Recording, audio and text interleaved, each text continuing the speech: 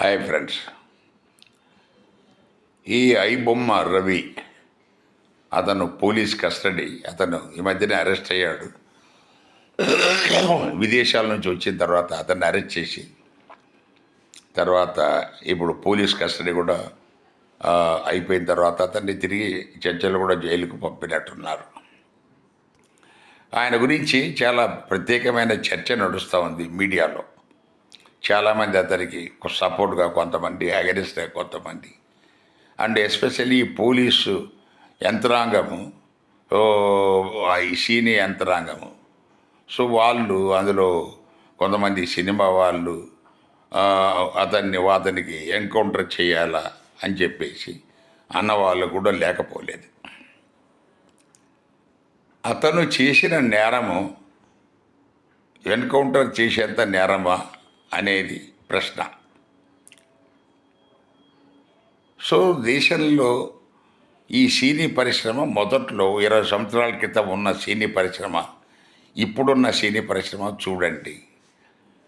So ఏ మేరకు మీరు ఈ బడ్జెట్లు పెంచుకుంటూ ప్రజలను లూటీ చేస్తున్నారో ఒకసారి ఆలోచించండి.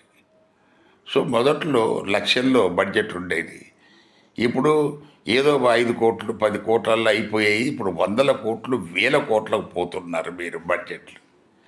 దేనికి?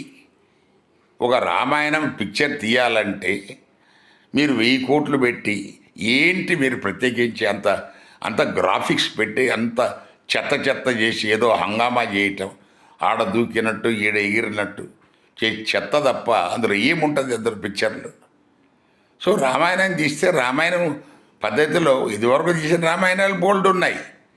అయినా 1,00,000కు 100 మనకు 20 లక్షలు 30 లక్షలు తీసిన రామాయణాలు మంచి సెట్టింగ్స్ వేశారు, మంచి గెటప్ ఇచ్చారు, మంచి డ్రెస్ ఇచ్చారు. అంటే ఈరోజు ఇదేదో హంగామా చేసి రాజమౌళి గారు కొంతమంది మీరంతా ఏంటి మీరు చూపదలుచుకున్నారు? అంత గ్రాఫిక్స్ దానికోసం మీరు ప్రజలు లూటి, వాళ్ళకేమో 100 కోట్ల రూపాయలు హీరోలకు వీళ్ళకి పేమెంట్. హీరోయిన్కైనా అఫ్కోర్స్ ఏదో 4-5 కోట్లు, హీరోలకైతే 200-300 కోట్లు. ఏంటిది ఎంత?